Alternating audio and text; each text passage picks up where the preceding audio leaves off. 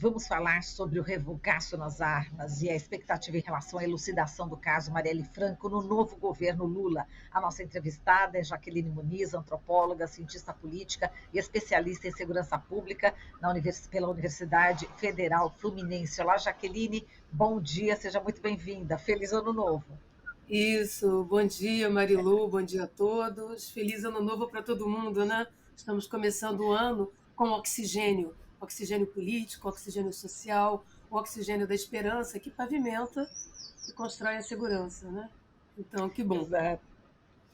Jaqueline, bom, vamos falar aqui sobre o primeiro decreto, né, de armas assinado pelo presidente Lula, que suspende aí o registro de arma de fogo de uso restrito para CACs, né, caçadores, atiradores e colecionadores, e para particulares, limita a quantidade de armas e munições, né, de uso permitido, suspende registros de clubes de tiro. E também o Estatuto do Desarmamento terá uma nova regulamentação. Como é que você viu aí essas primeiras medidas nessa questão, nesse setor de armas no país?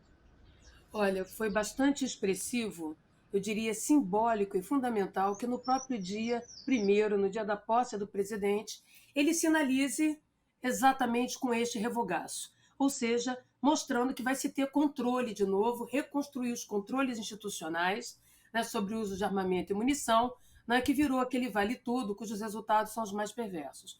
Então, não poderia ser melhor em termos de sinalização do que a presidência, né, o novo governo Lula, o terceiro governo Lula, pretende, né, em termos de produção de segurança pública. Nós sabemos que o uso individual da arma, isso todos nós especialistas sabemos disso, os próprios policiais também sabem disso, né, que no caso da segurança pública, diferente da guerra, o uso da arma individual, a vantagem é sempre do seu agressor, né, de quem tem, quem tem um fator surpresa. Então, na segurança pública, como os crimes, as ações de violência são individualizadas, quem tem a vantagem é sempre o agressor, né, que te pega de surpresa. A única chance que o cidadão armado tem de ter alguma vantagem sobre o criminoso e o bandido é se ele não fizer outra coisa a não ser ficar com a arma na mão para esperar, né, o dia em que for atacado, o dia que for violado. Então, a arma de fogo, ao contrário, ela tem cor, tem classe, tem renda, tem gênero, tem orientação sexual, faz o fortão ficar mais fortão e o vulnerável ficar mais vulnerável a toda sorte de mandonismo, a toda sorte de opressão. Então, não se produz segurança com proteção. Isso fez a farra, né? A farra dos consultores. Na verdade, né, a flexibilização total do acesso às armas barateou a atividade criminosa.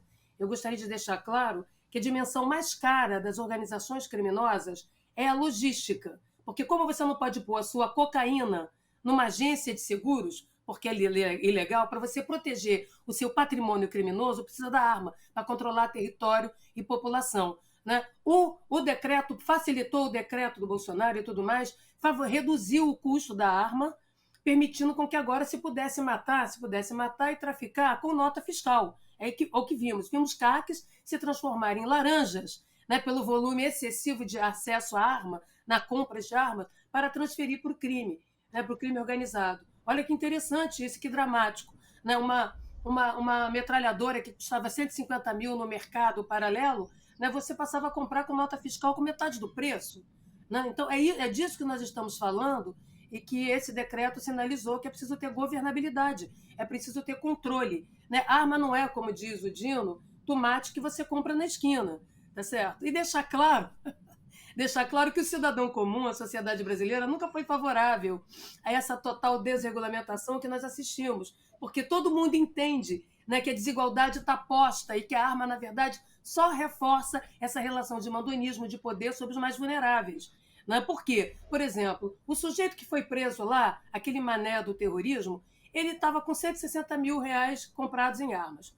Isso é muito dinheiro para nós, que vivemos o dia inteiro trabalhando, que tem gente passando fome, gente não tem trabalho, está no mercado informal, está precarizado. Mas com 160 mil, o sujeito vai comprar ali uma submetralhadora, vai comprar uma pistola. Né? Se o governo quisesse armar toda a sociedade num projeto de minha arma, minha vida, ele teria que gastar 1/3 do PIB. Por quê?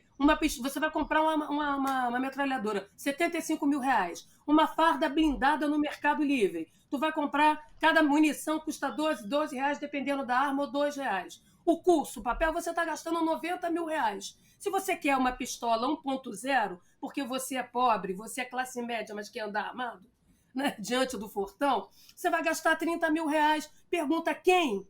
Quem no Brasil pode se dar o luxo disso, em vez de pagar as contas, pôr a vida em dia, viajar com a família, pagar o estudo do filho, cuidar da saúde, gastar 30, 40 mil numa arma, com 20 munições, 30. Pretende matar 30 vizinhos, né, com 10 horas de tiro? Né? Então perceba como isso era ilusório. Na verdade, eles próprios sabiam que eles não estavam produzindo um projeto de segurança. E sim, ao contrário, alimentando a indústria da insegurança, a indústria do medo, que tem alta rentabilidade eleitoral e que levou o ex-presidente ao poder. Exato. Agora, Jaqueline, no caso, esse decreto ele não tem o efeito de retirar de circulação as armas de fogo que já foram adquiridas, não é isso? Não tem. Mas tem uma série de... Diga lá.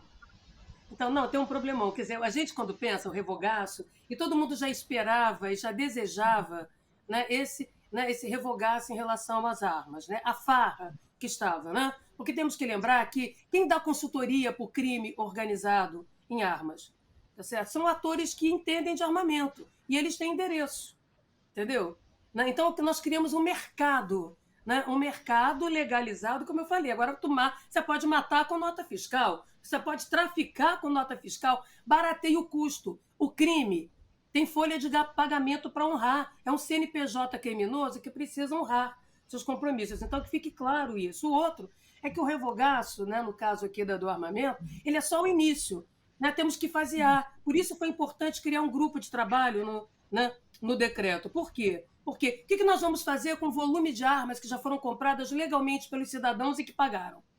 Tá certo? Nós vamos recadastrá-las? Sim, o decreto prevê um recadastramento, porque antes, né, eles tinham mudado para 10 anos. Então, e mais, a Polícia Federal sequer tinha condições de dar conta da demanda, do aquecimento dessa demanda. Então, boa parte das armas estavam por aí vagando com cadastro desatualizado, etc. e tal. Tá? Então, como vamos fazer? Vamos mobilizar a sociedade civil? Né? Vamos comprar as armas, né? Como fizemos, por exemplo, na campanha do desarmamento lá atrás. Vamos reestruturar o Estatuto de Desarmamento de novo, de modo a produzir controle. Vamos criar sistema, aperfeiçoar o sistema de controle de armamento e munição, o SINARME, né? Para que ele dê conta disso. Né? Vamos ter uma fiscalização melhor, né? Para que a gente possa, de fato, garantir que o sujeito não sai com a sua arma municiada, como exige o decreto. Então, tudo isso é faseado. Né? O decreto em si, ele inaugura um processo. Agora tem mais trabalho pela frente. O Dino terá mais trabalho pela frente. Tem que construir uma política, um programa voltado para o controle do armamento e da munição, né, com cidadãos e mais. Não só em relação a cidadãos, não. A polícia no Brasil atira muito e atira mal. Não tem padrão tático de tiro. Então, não só. O problema é que quando você arma a sociedade, né, você faz com que a polícia comece a atuar já com nível de força elevado, porque ela não sabe o que vai esperar do outro lado. Ela para você no carro, tu pode estar com uma arma. Ela para você na calçada, você pode estar com uma arma. Então, você autoriza, né, a que a polícia escale de força com riscos maiores de vitimização policial e letalidade, ou seja, policial. Então, qualquer policial sério, profissional, sabe que a proliferação de armas é um problema. Por outro lado, é preciso que a polícia siga desarmando os bandidos, os criminosos. Para tanto, ela tem que ter padrão tático de tiro. Não pode ficar por aí com tiro no pé, tiro amigo. Você não pode ter dedo nervoso, cabeça quente na hora de atirar. Então, é fundamental um programa de larga escala de uso potencial e concreto de força para garantir. Por exemplo, nos Estados Unidos, em Nova York, eu sei qual é o padrão de acerto por 100 tiros. Ele não pode ter menos que 80% a 90% de acerto, mas não é acerto tiro para matar, tiro defensivo, tiro de imobilização. Né? Qual é o padrão tático dos policiais brasileiros por tipo de armamento, modalidade de tiro, tá certo? Defensivo. Não sabemos, é um mistério, é que o sujeito treina sozinho. Né? Porque a razão de ser do policial é administrar o nosso medo, a nossa incerteza e o nosso risco, e o seu principal instrumento de trabalho é a arma. Então, de um lado, se por um lado nós vamos gerar controle, né, retomar os mecanismos institucionais de controle, né, do armamento e da munição nas mãos de civis, por outro, nós temos que, né, produzir controle e qualidade decisória naqueles que precisam, né, usar o armamento que é seu instrumento de trabalho. Né? O meu é a caneta, o livro, o pensamento, do policial é a arma, letal e menos letal. Né? E cadê esse controle? Temos controle do uso individual e gasto individual de munição? por policial, qual é o padrão tático de tiro? Qual é o padrão tático de acerto? Então, o policial vive uma insegurança decisória. Não é à toa, né, que você tem uma alta taxa, você tem vitimização de policial no manuseio da sua própria arma, dentro das unidades de polícia no Brasil, e isso falta alvo, né? O tempo todo a gente assiste aí uma bala achada ou uma bala perdida. Então, percebe? É preciso ter um Enem de polícia, né? Um Enem para os policiais, porque ele precisa ter segurança na tomada de decisão. Então, quando a gente fala de controle de arma, é o Estado também ter ferramentas de controle sobre si, de responsabilização, transparência e accountability, ou seja, a luz do sol naquilo que é fundamental e necessário. Isso resgata a confiança da população na polícia, aumenta a credibilidade, eficácia, eficiência e efetividade da ação policial repressiva. Porque eu posso continuar aqui, sabe, ou com vocês, fazendo a minha entrevista, que tem um tiro, né? A polícia está imobilizando alguém, precisou usar do tiro defensivo, que nunca é letal, porque ninguém é James Bond, tá certo? Eu não preciso abaixar aqui e cair no chão.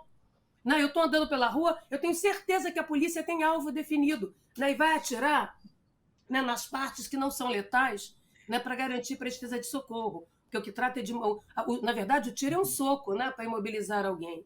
Né? Então, essas escalas de força, tudo isso é necessário, isso é logística. É logística que delimita meios táticos e formas de ação. Sem isso, nós vamos ter problema. Então, o decreto foi fundamental, os efeitos dele de curto prazo é a suspensão das compras, mas nós temos aí, entendeu? Um volume assustador de armas e um total descontrole que precisa agora ser construído. Daí a importância do decreto prever, né, um grupo de trabalho para poder implementar as ferramentas de controle e de gestão, né, e de modo que assim a gente também tenha transparência. Né? Isso tanto vale para a sociedade civil, que é fundamental, como para a polícia, sobretudo para a polícia. Na sociedade civil temos que mobilizar, há que conscientizar, não é mesmo?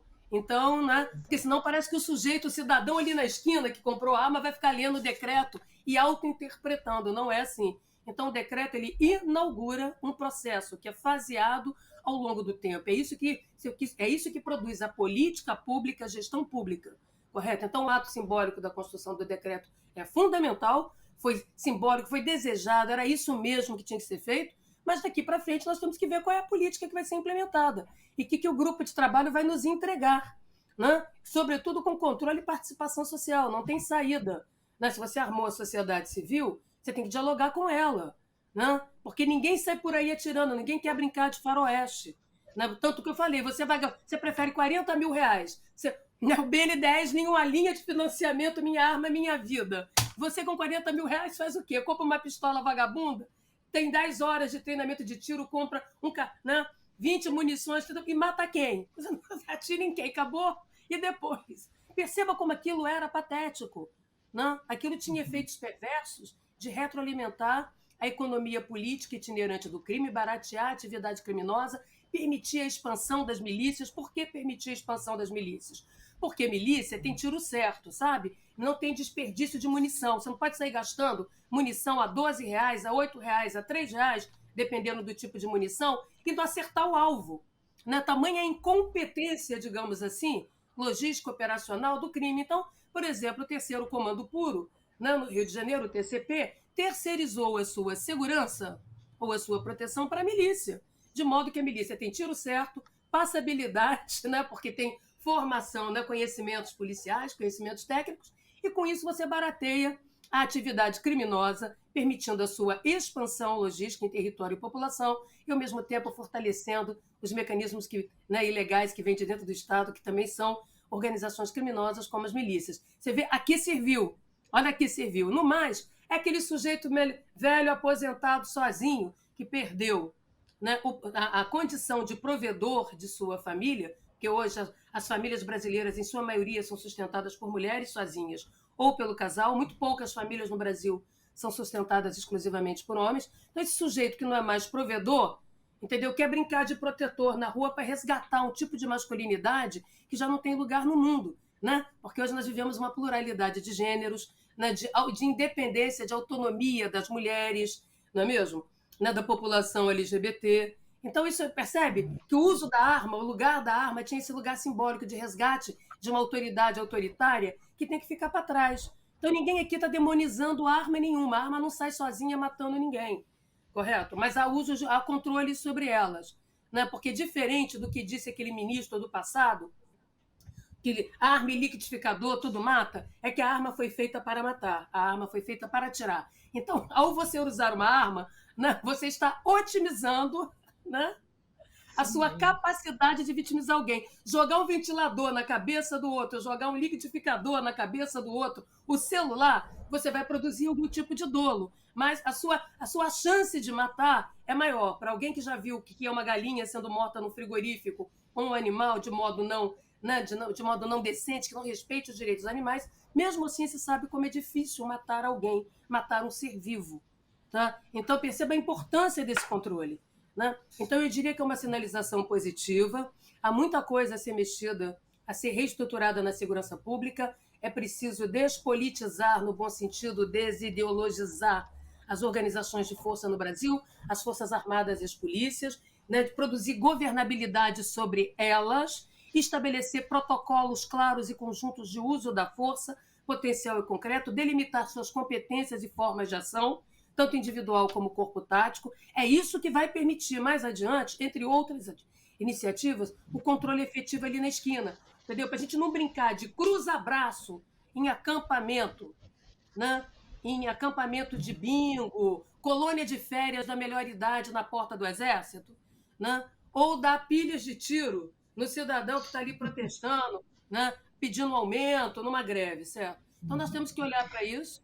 Eu diria que o tema da segurança pública foi central, né? Ele segue sendo central, porque ele é a avenida por onde se desfilam os direitos. É uma espécie de sambódromo por onde os direitos desfilam. Quando você tem inseguranças, você não tem rotina, não tem previsibilidade, não tem como planejar o daqui a pouco nem o amanhã. Lula falou de Jaqueline. previsibilidade. E é importante que a gente já tenha previsibilidade para de levar susto. Né? Toda hora era um susto naquele governo. Então, governar significa estabelecer rotinas, previsibilidade, projetos, planejamentos, olhando para o horizonte, olhando para o futuro. Então, eu diria que o governo acertou, né? Entrou com os 2 pés firmes, né? Isso foi importante, isso é fundamental. Agora, Jaqueline, só para a gente encerrar, que a gente já está no finalzinho aqui do nosso tempo, que o outro entrevistado já está aguardando aí, eu queria repercutir contigo uma notícia e, ao mesmo tempo, quero te perguntar, obviamente, sobre a expectativa em relação à elucidação do caso Marielle Franco nesse novo governo. Flávio Dino, ele já se comprometeu, ele disse que pretende realmente elucidar esse caso.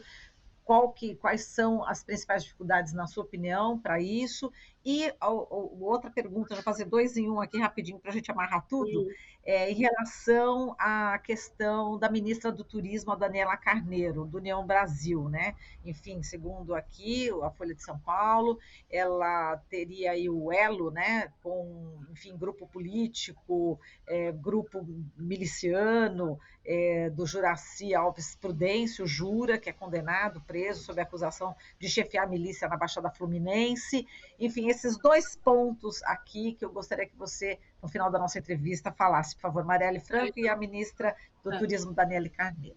Então, vamos começar com a questão da ministra. Olha, são notícias que se tem. É óbvio que o governo Lula não foi só o PT que ganhou a eleição, né? Então, se ganhou a eleição com uma coalizão de partidos. Se ganhou a eleição, inclusive, tendo, após a eleição, para articular governo, negociando com aqueles, né, que foram seus oponentes, que foram rivais. Né? Então, é muito razoável, previsível, né, que a União Brasil, né, que num primeiro momento estava do lado de lá, faça parte, né, da governabilidade, faça parte da estrutura do Estado, né, e do governo nesse momento. Isso aí é assim que se faz política, né, porque o Congresso foi votado pela população e se votou na União Brasil. Né, a União Brasil tem votos, né, e é parte necessária, junto com outros, para se fazer, né, a gestão, para se governar. Isso é uma coisa. Quanto aos indícios e suspeitas acerca das relações perigosas ou dos possíveis envolvimentos, é preciso apurar. Né? É preciso apurar, porque é evidente que, né, se há indícios sobre isso, é preciso ir lá, né, naquela fumaça e ver onde está o fogo. Né? E que tipos de relações são essas? Que relações perigosas são essas e de que maneira isso compromete ou não o lugar da ministra. Né? E também, evidentemente, né, do presidente do Freixo, que faz parte da equipe, né? E que foi alguém que, né, presidiu a CPI da milícia. Mas isso é preciso porque no mundo das suspeições, né, tudo é envolvimento. Ou você foi ou será envolvido. E, nesse momento, a gente precisa de uma sinalização clara, que também o presidente da República deu, o Lula, e o ministro Flávio Dino tem repetido, que é a legalidade, é garantir o devido processo, é garantir o Estado de Direito. Tem que deixar claro que o Lula vai para o governo de transição, e eu tive a oportunidade de participar desse governo de transição, correto? Com um bando de advogados, para poder pensar o revogaço, ou seja, para garantir que os processos e as tomadas de decisão estivessem dentro, né, dos marcos constitucionais, dos marcos legais brasileiros. Né, para a gente não brincar de violar, né, de dar supapo na Constituição, supapar o Código de Processo Penal, né, dar um supapo. Então, perceba que há uma preocupação em fazer as coisas com transparência, clareza, né, e não confundindo os poderes. Cabe à Justiça, cabe ao Ministério Público, cabe à Polícia apurar, né, para a gente não brincar dos mecanismos autoritários que brincamos antes, né, que não foi bom. Então, esse é um caso delicado, e que exige transparência, investigação e prestação de contas. Né? A própria ministra, né, e o seu grupo político pode vir a público e explicar. Né? Os microfones estão abertos, os canais estão abertos para que se tire essas suspeitas. Né? O que nós não podemos é viver sob suspeição ampliada, sob desconfiança ampliada, que foi o veneno tóxico colocado, as toxinas colocadas pelo governo anterior. Porque quanto mais insegurança e desconfianças nas relações políticas, institucionais e cotidianas, menor a nossa capacidade de produzir consensos, articulação, coalizão, né? Seja para viver a nossa vida aqui no cotidiano com os nossos vizinhos e parentes, seja no governo. Então, por enquanto, é uma interrogação. Nós temos que aguardar, né? O que cabe agora é a total transparência, a luz do sol, né? Nessas interações, nessas relações, para que elas sejam esclarecidas. Porque basta estar do lado, eu tenho textos escritos com a professora Fátima, que trata exatamente da categoria envolvido. A categoria envolvido substituiu a ideia de fulano é criminoso, fulano... Por que o envolvido rende? Porque no envolvido, ou você foi envolvido, ou você está envolvido, ou você será. Quer dizer, é uma espécie de processo antecipado de criminalização que criminaliza não apenas o indivíduo, mas as relações sociais desses indivíduos, as interações. Isso também é muito perigoso, isso também é totalitário. Então, nós temos que olhar com calma, não violando o devido processo, não se antecipando com punitivismos da pior espécie, porque quem viveu o lavajatismo e passou quase 2 anos preso na cadeia de forma injusta, com mecanismos jurídicos parcializados, como foi o presidente da República, sabe muito bem qual é o ônus, né, de um governo de homens sem leis ou de um governo de leis sem homens, né? Sem um governo de homens. Então, isso é muito importante. Quanto à questão da Marielle, já está mais que na hora. Há desafios? Assim, se passou 4 anos. Há provas perdidas, né? Há um conjunto de abandonos, né, nos processos investigativos. Esse caso foi marcado por disputas institucionais internas, seja dentro da própria Polícia Civil, seja da Polícia Civil com a Polícia Federal, seja delas com o Ministério Público. Essa bateção de cabeça teve serventia político-eleitoral. Né? A Marielle morre é assassinada no início do ano, né? Tão logo tinha começado a intervenção militar, desmoralizando. A morte da Marielle foi um presente político, né, para o grupo bolsonarista. Por quê? Porque com a intervenção militar no Rio de Janeiro, patética, como eu havia explicado na época na Globo, publicitária, marqueteira, muito bem pensada como um golpe publicitário, trazia de novo, né, o protagonismo das políticas repressivas e de direita para o mundo do governo, do candidato do momento ali, do Temer. Então, a repressão do Temer se mostrava melhor do que a repressão futura, por exemplo, do Bolsonaro, porque ele já tinha posto exército nas ruas. Sobrava o quê para Bolsonaro? Falar o quê? Vai fazer o quê? Né? Certo? Se o circo, o espetáculo, né, da intervenção estava ali. Então, era preciso devolver, né, o discurso repressivo, do tiro, porrada e bomba, do lei e ordem, para Bolsonaro. Como é que faz isso?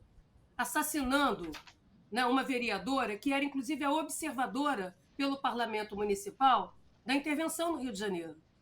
Né? Então, ao assassinar, ganhou recados muitos foram dados e você teve o discurso repressivo, né, que era o patrimônio né, da pauta bolsonarista, da vocalização bolsonarista, de volta para o bolsonarismo.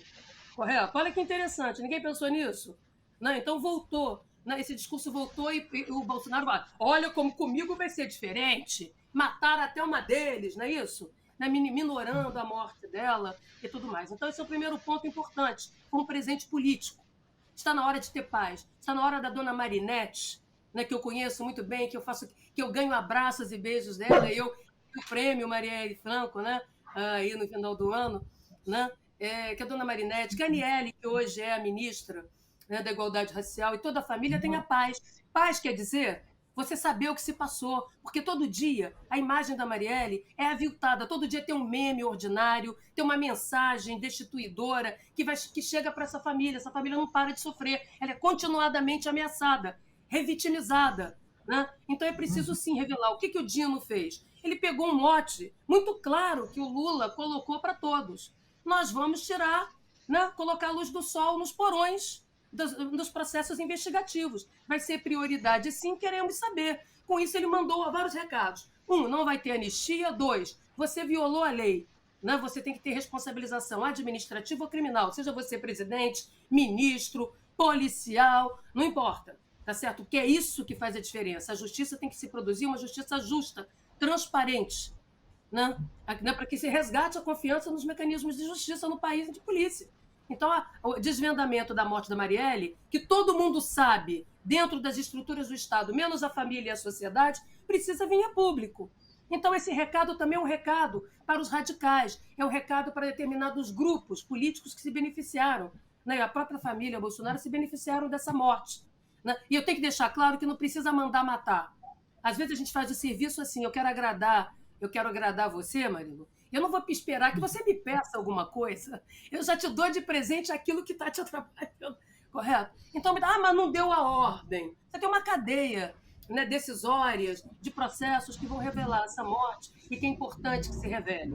Né? Que se revele toda ela, que está cheia de buracos, cheia de falhas, porque envolveram essas disputas, adiamentos, para não atrapalhar os processos eleitorais, toda vez que estava para revelar quem mandou matar Marielle, além dos que estão presos, não podemos falar agora, senão vai atrapalhar a eleição, quer dizer, a morte dela enviesou a eleição, né, mas vai continuar atrapalhando. Então está na hora de romper com isso. As polícias têm informações, o Ministério Público e a estrutura de inteligência tem, e mais, como aconteceu no Rio de Janeiro, e as polícias estaduais estão envolvidas, né, no processo de investigação desde o início, e nós temos o governador Cláudio Castro, né, que é a oposição, né, que de uma certa maneira também fez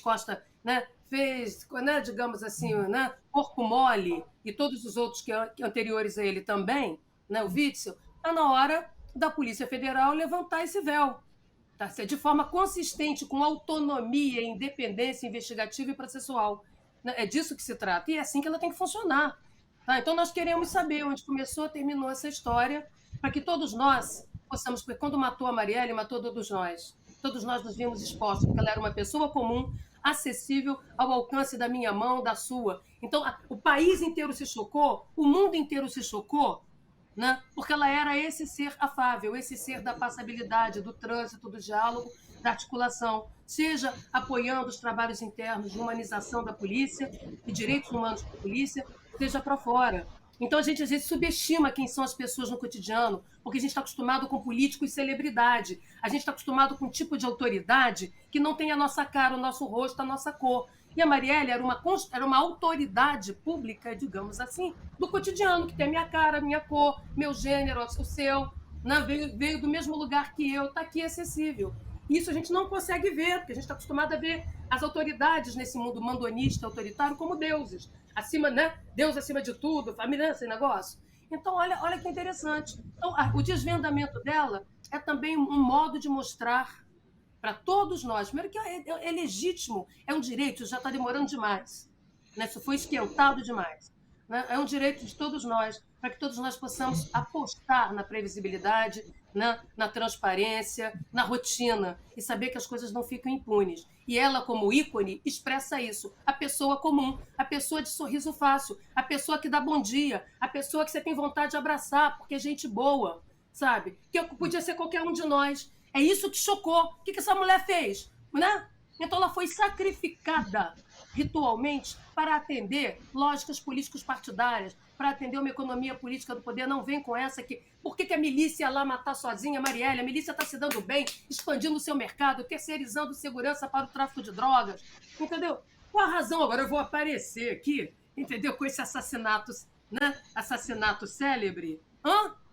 É evidente que não. tá certo? Não é só isso, não tem como sê-lo. E todos nós sabemos. Então, né, todo mundo sabe dentro das estruturas policiais do Ministério Público, menos nós, a sociedade, menos a família. Então, está na hora de nós reconstruirmos as nossas vidas todas, né, em especial Dona Marinete, né, o pai da Marielle, Aniele, netos, filhos e tudo mais. As pessoas precisam. Nós precisamos disso. Né, porque é assim que a gente fala. Não dá para enfiar debaixo do tapete, como a gente tem feito. Generais que foram brincar, entendeu? De dar ordem unida, marcha soldado, cabeça de papel naquela cena, naquelas colônias de férias, em porta de exército, ou outros servidores públicos têm que ser responsabilizados, correto? Até porque aquilo ali era monitorado.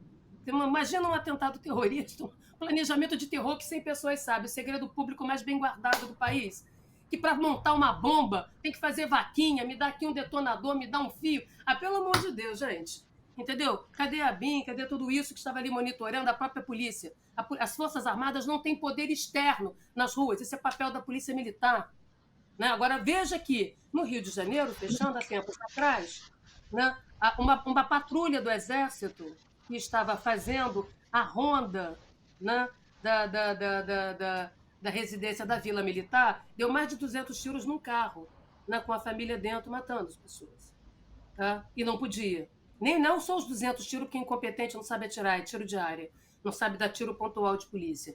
Mas para fazer aquilo ali, tinha que ter convênio, acordo administrativo com a polícia militar. Porque a polícia, o exército não tem este mandato. Tá? Mas, no entanto, estava lá fora, quilômetros fora. Agora, na porta do seu quartel, tudo pode acontecer. Né? Então, é evidente que tem que ter responsabilização das cadeias de comando e controle, né? Responsabilização que não é só criminal, não. É administrativa, é civil, né? É pública. Tá? Por quê? Porque não é só uma questão de pôr na cadeia, não, gente. É saber que as ações têm consequências. Né? E tem consequências e temos que responsabilizar. Para isso que as pessoas têm matrícula. Eu acho que é dessa maneira que a gente vai conseguir dar um passo à frente. É isso. Desculpa aí, eu passei muito obrigada. Não, muito obrigada, Jaqueline. A gente agradece aqui a sua participação e um feliz ano novo e até a próxima, viu, Jaqueline? Claro, obrigada. até a próxima. Beijo. Tem muita coisa para fazer. Um beijão para vocês. Temos. Tudo bom. E aguardo outras oportunidades para a gente seguir nessa conversa boa. Um beijão. Com certeza, querida. Beijo. A gente falou aqui com a Jaqueline Muniz, antropóloga, cientista política e especialista em segurança pública da Universidade Federal Fluminense. Estamos apresentando Jornal Brasil Atual. As notícias que os outros não dão.